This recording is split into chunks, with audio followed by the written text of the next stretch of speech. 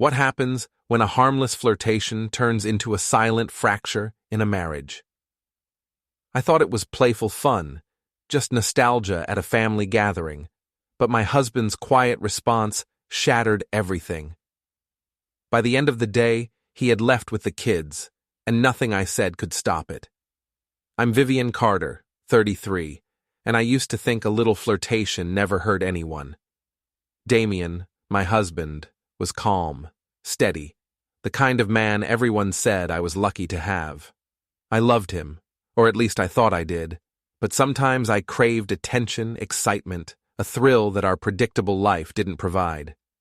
I told myself a little playful flirting at a family reunion would be harmless, nostalgic, and fun. The reunion started innocently enough. Cousins and friends gathered in the backyard, laughter echoing across the lawn, and I found myself near Alex, my ex. Memories and shared jokes flowed easily, and I let the banter slide into flirtation, subtle and playful. I convinced myself it was all innocent, that Damian would see the humor, that it was just for fun, but I misjudged completely. Damian said nothing. He didn't yell, didn't argue, didn't even glare. He simply took the kids and left, quietly and without confrontation. That silence cut deeper than any fight could have. By the end of the day, the playful thrill I had chased had turned into a fracture I could not mend, and I had no idea how far the consequences would reach. Before we dive deeper into this story, I have one small request.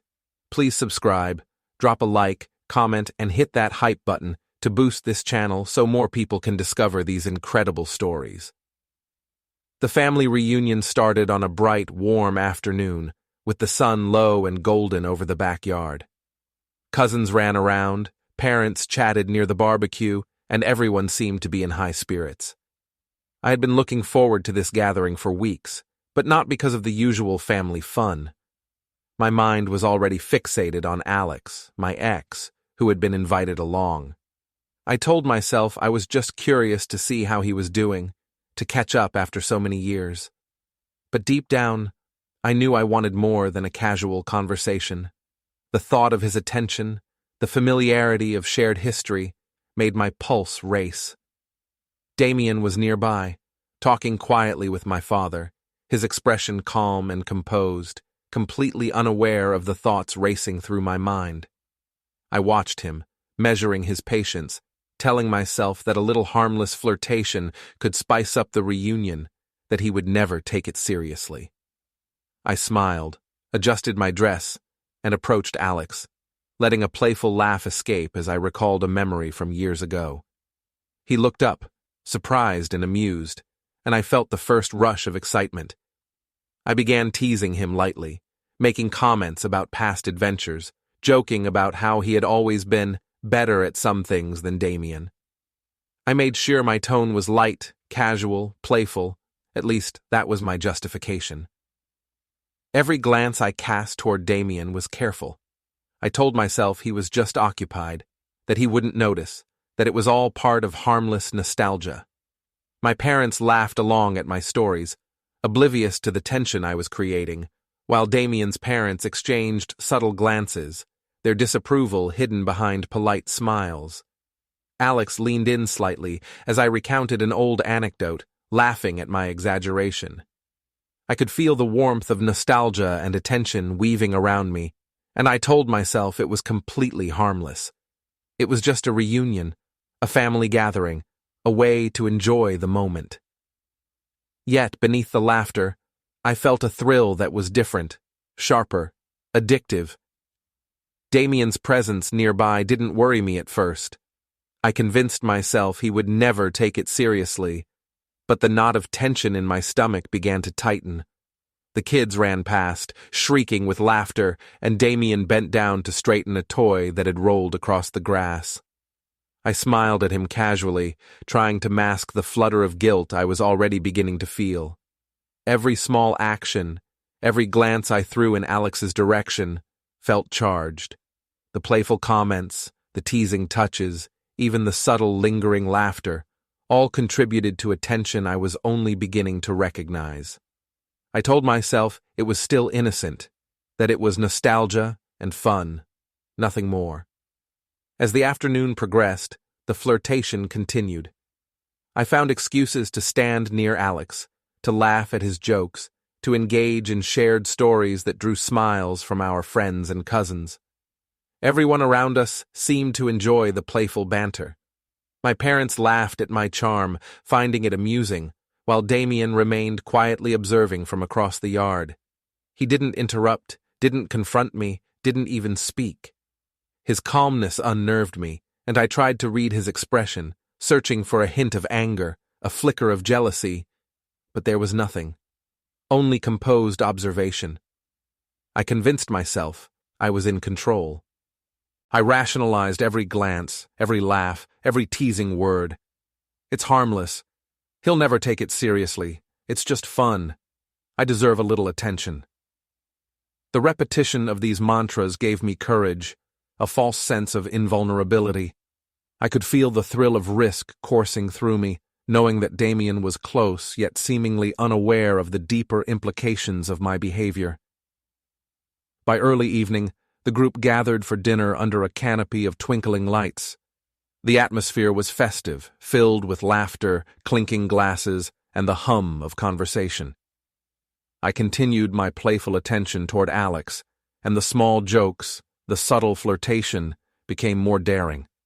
I laughed more freely, leaning slightly closer, allowing my gestures to hint at familiarity and comfort. I told myself it was all innocent, just social fun, a playful nod to history that didn't carry any real weight. But then, I noticed Damian standing slightly apart, gathering our children's belongings, his expression unreadable. A quiet tension settled in my chest. He said nothing, didn't scold, didn't confront me. He simply took the kids by the hand, nodded politely at the gathering, and began walking toward the car. The shock hit me harder than any argument could have. I opened my mouth to call after him, to explain, to rationalize, but the words faltered. The children didn't notice the tension, still laughing and chattering as they followed him. In that moment, the reality of what I had done crashed over me. My playful flirtation, my manipulative charm, my rationalizations, all of it had consequences. Damian didn't need to yell or argue. His silence and deliberate withdrawal spoke louder than any confrontation could. The thrill I had chased, the attention I had sought, had already fractured the night. I stood there, frozen, realizing that the boundaries I had crossed had shifted the balance of control, leaving me powerless in the wake of my own recklessness. The night after the family reunion was quiet, but my mind was anything but. Damian had taken the kids home without a word, and the apartment felt impossibly empty. I wandered through the living room, touching objects absent-mindedly, my thoughts consumed by the events of the day. I kept replaying the flirtation, the laughter, the glances with Alex, convincing myself it was harmless, playful nostalgia. Yet a growing unease had begun to creep in, subtle at first, then steadily building, a knot in my chest I couldn't ignore. I tried to rationalize everything. Damian had said nothing, which I told myself meant he understood, that he wasn't truly angry, that he would see my actions as innocent. I whispered to myself, repeating the familiar mantras I had used throughout the reunion. It was harmless. It was fun. He'll forgive me. But even as I said it, a part of me knew the truth. My flirtation had crossed a line, and Damian's silent response, calm and deliberate, carried more weight than I had anticipated. Clara called later that evening. She asked how things were going, and I forced a laugh, telling her everything was fine. I didn't mention Damian taking the kids home, didn't tell her the quiet tension that now filled the apartment.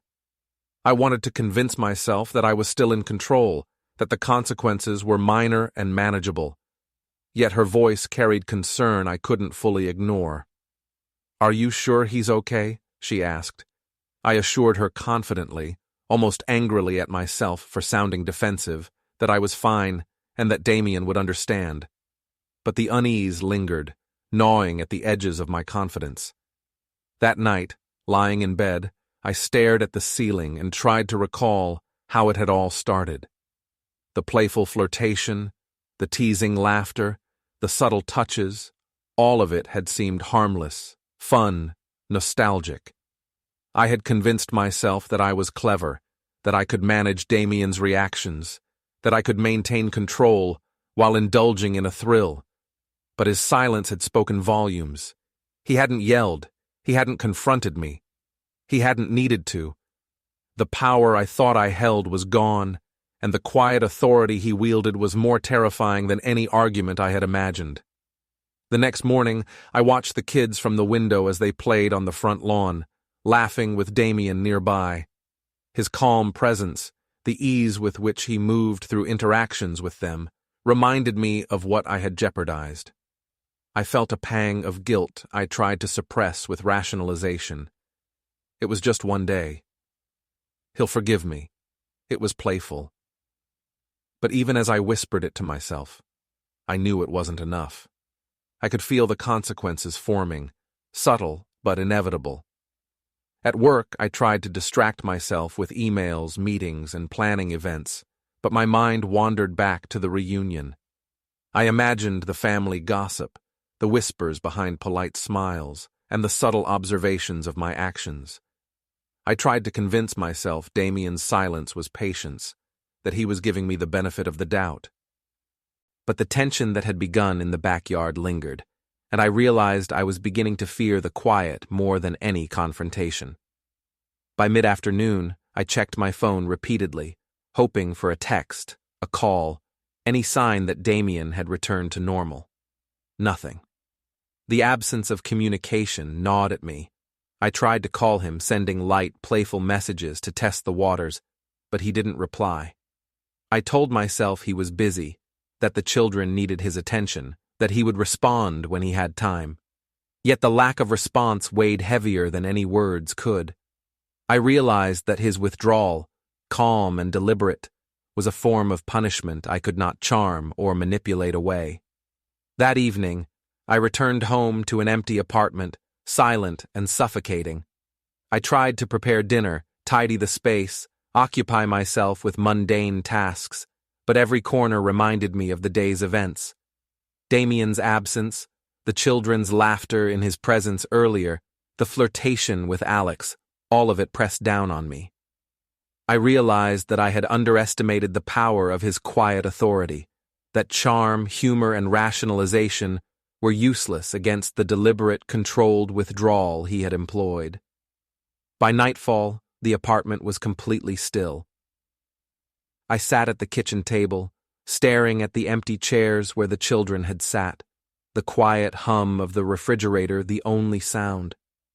The thrill of flirtation and attention had been replaced by tension, guilt, and fear. I understood now that Damian's silence was not indifference, but a deliberate, precise response to my actions. The playful behavior I had justified as harmless had consequences, and the boundaries I had crossed had already begun to shift the balance of control in our marriage. Lying in bed that night, I whispered my familiar excuses to myself one last time. It was playful. It was harmless. He'll forgive me. But the knot in my chest, the heavy tension in the apartment, and the realization that the children had witnessed subtle shifts in behavior told me otherwise. The prank, the flirtation, the exposure, it had all set into motion a reckoning that I could not avoid. Damian's silence had spoken, and I now understood that the quietest responses could carry the sharpest consequences. The following morning, the tension in the apartment had not lessened. Damian remained calm, composed, and deliberate in every action, as if nothing had happened. Yet the weight of his silence pressed down on me. I moved through the rooms carefully, performing mundane tasks with exaggerated attention, trying to convince myself that I could reclaim control, that charm or explanation could undo what had begun. But every glance at the empty spaces where Damian had been, every shadow in the living room, reminded me that the events at the reunion had already shifted the balance of power. I kept replaying the flirtation with Alex in my mind. The jokes, the shared laughter, the subtle glances, all had seemed innocent at the moment. I rationalized that Damian would understand, that it was harmless fun, a bit of nostalgia, nothing permanent. Yet the memory of his composed, silent departure with the kids haunted me. He had said nothing, confronted me with no words, and yet his actions had communicated far more than any argument could have. His quiet authority left me uneasy, my rationalizations hollow. Clara called mid-morning, her voice light and cheerful. She asked about the reunion, about Damian, and I forced a laugh, masking my anxiety. "Everything's fine," I said, smiling through the tension in my chest. But even as I spoke, I realized that the calmness of Damian's response had created a rift I couldn't mend with charm or humor. Clara's concern peeked through in her cautious questions, but I waved it off, insisting that I was fine, that Damian would come around, that everything was still under my control. By afternoon, I felt the first creeping sense of panic. The apartment was quiet, the kids absent, and Damian's silence stretched between us like an invisible wall. I tried sending light, playful messages to him, attempting to gauge his reaction, to lure him back into engagement. None came. I rationalized that he was busy with work, that he needed time with the children, that he would respond eventually. Yet each passing hour left me more aware of the control I had lost, of the consequence of my own reckless flirtation. That evening, I decided to prepare dinner, trying to create a semblance of normalcy. I set the table carefully, chopped vegetables with meticulous attention, and attempted to occupy my mind with routine. But every sound, every movement reminded me of the reunion. The laughter, the flirtation, the casual playfulness that had seemed harmless now felt dangerous. Damian's silent response had transformed the playful moment into a measure of consequence I could neither predict nor counter. As night fell, I sat in the living room, the apartment silent except for the soft hum of the refrigerator. I tried to rationalize my behavior one last time, whispering to myself, "It was just fun. It was harmless. He'll forgive me." But the knot of anxiety in my chest tightened, and the hollow echo of Damian's calm authority filled the room. I realized that the flirtation, the exposure, the reckless pursuit of attention had already set a chain of events into motion that I could not reverse. The following day, Damian returned to the apartment, still quiet, still composed. He went about his routine with the children, patient, deliberate, unflinching. I watched him, feeling a pang of guilt and fear. His calm presence, the quiet way he guided the children through homework and play, reminded me that the life I had taken for granted was no longer fully under my control. I tried to inject light-hearted conversation, to charm him back into engagement, but every attempt felt weak, ineffective. His silence carried authority, precision, and judgment more potent than any words I could muster. By midweek, I noticed subtle changes in his behavior. He avoided unnecessary conversation, moved through the apartment with deliberate purpose, and seemed to catalog every interaction, every glance, every message I sent. I realized that my flirtation at the reunion had created a rift I could not bridge with excuses or charm. Every rationalization I whispered to myself, "It's just nostalgia, it's just a joke, it's harmless," felt increasingly hollow, impotent against the deliberate authority Damian now wielded. Even my parents, who had previously indulged my playful behavior, began to tread carefully, sensing the tension. Clara tried to reassure me, reminding me that he loved me, that he would forgive, that it was just a moment blown out of proportion. But their voices, supportive though they were, could not diminish the reality. Damian's calm withdrawal had already established consequences, subtle but irreversible. By the weekend, the apartment felt smaller, heavier, charged with unspoken tension. I realized that my flirtation, my charm, and my rationalizations had failed. Damian's silent, deliberate response had dismantled the playful control I had assumed I possessed.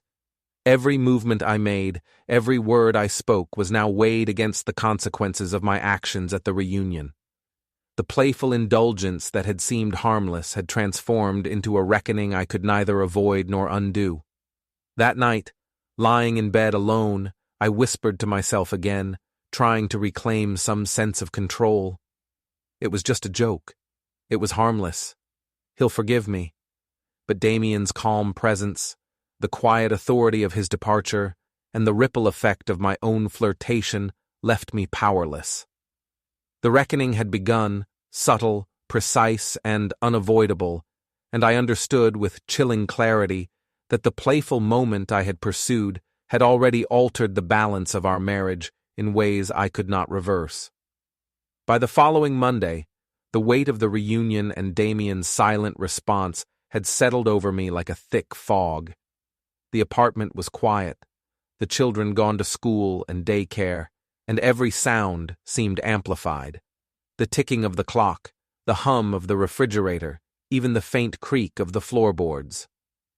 I tried to convince myself that everything was normal, that Damian's composure was simply patience, and that charm, humor, or explanation could restore equilibrium.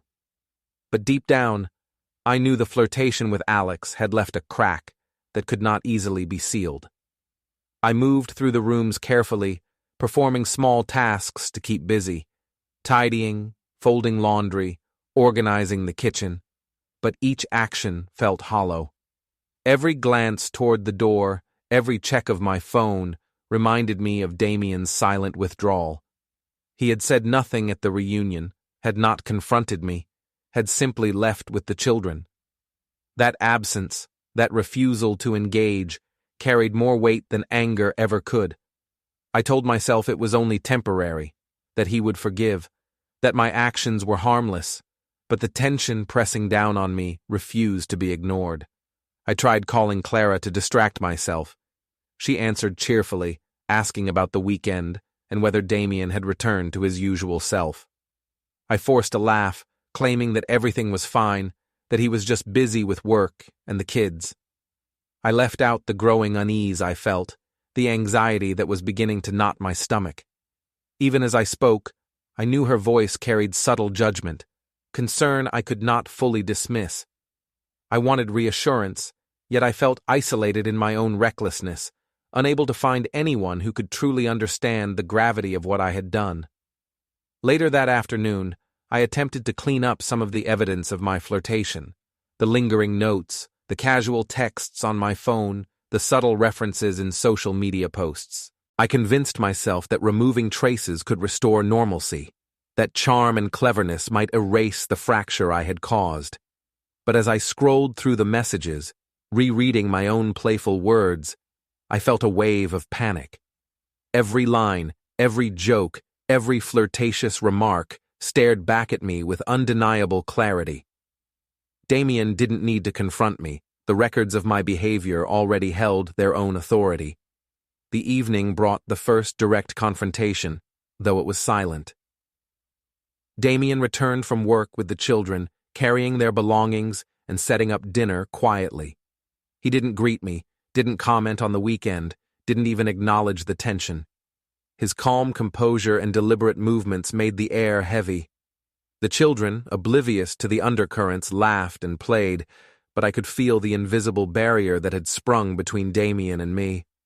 I tried small talk, attempted to inject humor, but each word felt hollow.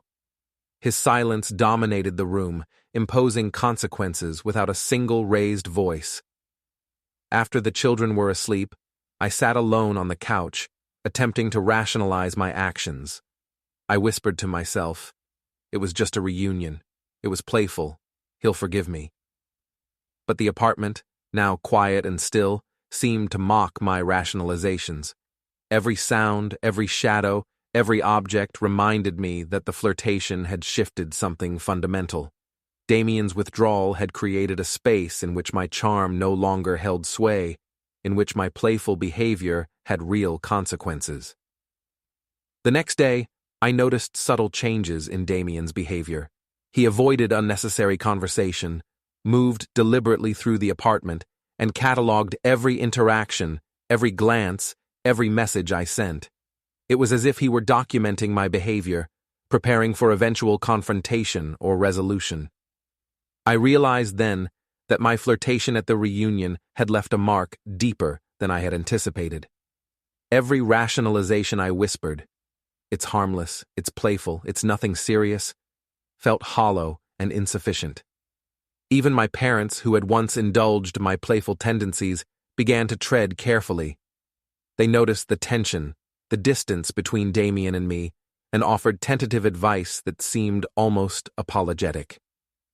Clara attempted to reassure me again, reminding me that he loved me, that he would forgive, that this was just a misunderstanding blown out of proportion. But no matter how persuasive or comforting their words were, they could not erase the reality of Damian's calm, precise response.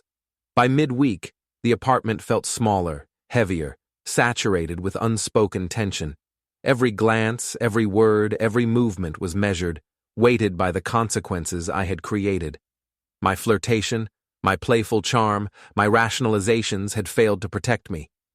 Damian's silent authority, his deliberate withdrawal, and his meticulous observation had shifted control entirely out of my hands. That night, I lay in bed, staring at the ceiling, whispering my excuses once more. It was playful. It was harmless. He'll forgive me. But even as I spoke, the emptiness of the apartment, the absence of engagement, and the tension surrounding me made it clear that nothing would be the same. The flirtation had crossed a boundary, and Damian's calm, deliberate actions had ensured that the consequences were already in motion, subtle, precise, and unavoidable. By the following morning, the weight of the past week pressed on me like a storm I could not escape. Damian had maintained his calm, composed demeanor, moving through the apartment with deliberate precision. He didn't yell, he didn't confront me with anger, and he didn't ask for explanations. Yet every glance, every small gesture, every measured movement reminded me of the boundaries I had crossed. The flirtation at the family reunion, the playful attention I had given to Alex, had consequences I could no longer deny. I tried to distract myself, throwing myself into work from home, managing emails and calls with exaggerated focus. But my mind kept circling back to the weekend, to Alex, to Damian's silent withdrawal. I attempted to rationalize my behavior, whispering to myself, "It was just playful, nostalgic, harmless. Damian will understand." Yet the knot of anxiety in my chest persisted, growing heavier with every passing hour. I realized that charm, excuses, or rationalization were powerless against the quiet authority he had wielded. Clara called mid-morning, cheerfully asking how I was coping. I laughed lightly, telling her everything was fine, masking the tension that had taken over the apartment. She tried to reassure me, suggesting that Damian's silence was simply patience, that he would come around, that everything was temporary. I wanted to believe her, but deep down, I knew otherwise. Damian's calmness carried authority. It was precise, deliberate, and impossible to charm away.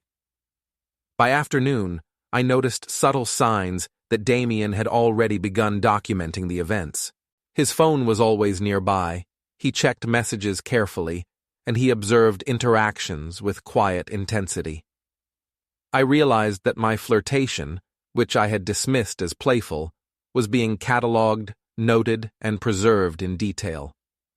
Every joke, every laugh, every glance with Alex had been observed, every reaction measured. I felt a surge of panic and tried to convince myself that it was only minor, that nothing would come of it. But the evidence was quietly accumulating, and I could feel the consequences approaching. Later, Damian called me into the living room. He didn't raise his voice or show anger. He simply handed me a folder. Inside were printed messages, texts, and notes documenting my behavior at the reunion, the jokes, the flirtation, and the subtle attention I had given to Alex. Each page carried the weight of undeniable evidence. I wanted to laugh, to charm, to explain, but the calmness of his eyes made it impossible. His silence was stronger than any argument I could have mustered. Then came the legal documents. Custody arrangements, household boundaries, and measures to protect the children and our shared property had been prepared. Damian explained, quietly but firmly, that these were necessary steps to enforce boundaries and protect what mattered most. He made it clear they were not punishments, but consequences, deliberate, lawful, and unavoidable. My attempts to rationalize, to insist it had been playful, were met with calm, unshakable authority. I realized then that the balance of power had shifted completely out of my hands. I tried to inject charm, to soften the blow with explanations, but every word felt hollow against the precision of his actions. Damian had acted methodically, documenting every detail, preparing every measure, and executing them without confrontation or spectacle. I was left powerless, exposed, and acutely aware of the full impact of my flirtation. The thrill I had sought at the reunion, the attention I had craved, had led to consequences I could no longer manipulate or avoid. By evening, movers arrived to enforce the separation of property and the household adjustments dictated by the documents. I watched in silence as the process unfolded, every item packed and moved with deliberate care. Damian oversaw it calmly, without raising his voice or creating drama. The quiet precision of his actions left no room for charm, excuses, or manipulation. I realized fully that the playful indulgence I had justified as harmless had irreversibly altered our household and my position within it. The children were tucked in early, and I sat alone, staring at the folders, the documents, and the final note Damian had left on the counter. Your playfulness has consequences. Respect boundaries, or lose control. The words cut deeper than any confrontation ever could. I whispered my excuses to myself one last time, but the apartment remained silent, heavy with the weight of my choices. I understood finally that consequences do not require anger, confrontation, or spectacle. Silence, methodical observation, and deliberate lawful action were more effective than any argument I could have made. The flirtation, the playful attention, the reckless indulgence, all had led to a reckoning I could not charm, twist, or rationalize away. I was left to confront the reality of my actions, powerless, exposed, and acutely aware that Damian's calm authority had reclaimed the balance in a way I could never undo. By the next morning, the apartment felt impossibly heavy, as if every corner, every object, and every shadow carried the weight of the past week. Damian moved through the rooms with quiet precision, calm and deliberate, his presence a constant reminder of the consequences I could no longer deny. He didn't yell, he didn't argue, he didn't need to. His silence spoke louder than any confrontation ever could, and I felt the full measure of my recklessness pressing down on me. The children were still asleep, unaware of the tension that now saturated our home. I watched them from the doorway, feeling a pang of guilt that clawed at my chest. The flirtation at the reunion, the laughter with Alex, the playful attention I had given. It all seemed trivial when compared to the shift in the household I had caused. Damian's calm authority had replaced the fun, the thrill, and the laughter with a quiet reckoning that I could neither charm nor escape. He motioned for me to sit at the kitchen table, placing a thick folder in front of me. I tried to appear casual, forced a light-hearted smile, but my hands trembled slightly as I reached for the papers. Inside were messages, social media screenshots, and notes documenting my interactions at the reunion. Every word, every joke, every subtle gesture I had dismissed as playful was laid bare in precise detail. I wanted to laugh, to excuse myself, to charm my way out, but his composed stare cut through every defense I had ever relied upon. Then came the legal documents. Custody arrangements, household boundaries, and measures to protect both parties had been prepared and finalized. Damian explained calmly that these steps were necessary, that they were not punishments but consequences, deliberate and lawful. I tried to argue, to insist that nothing serious had happened, that it had been playful and harmless. His response was simple, quiet, and devastating. The evidence spoke for itself. I felt a cold wave of helplessness wash over me. The flirtation I had rationalized, the thrill I had chased, had triggered a process I could no longer influence. Damian had acted with methodical care, documenting everything, preparing every step, and executing them without confrontation or drama. My attempts at manipulation, rationalization, or charm were powerless against his deliberate, precise approach. The balance of control I had assumed was gone, replaced by a reality I could not undo. By mid-afternoon, movers arrived to enforce the household changes dictated by the documents. I watched silently as possessions were packed, organized, and removed with meticulous care. Damian oversaw the process calmly, issuing no arguments, no dramatic gestures, only quiet efficiency. I realized fully that the thrill and attention I had sought had vanished completely, replaced by consequences that were absolute and irreversible. The playful indulgence I had justified as harmless had reshaped our household and my position within it. As evening approached, the children returned from school, their laughter and chatter filling the apartment, unaware of the tension surrounding them. Damian engaged with them patiently, guiding homework, setting routines, and maintaining calm authority. His presence highlighted what I had jeopardized: the stability, the order, and the control I had once taken for granted.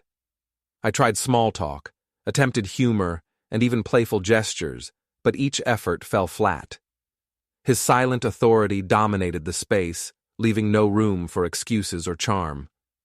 Later, after the children were asleep, I sat alone at the kitchen table, staring at the folders and the final note Damian had left. Your playfulness has consequences. Respect boundaries or lose control. The words cut deeper than any argument could. I whispered my usual rationalizations. It was just playful. It was harmless. He'll forgive me. But the emptiness of the apartment and the weight of his precise, lawful actions left me powerless.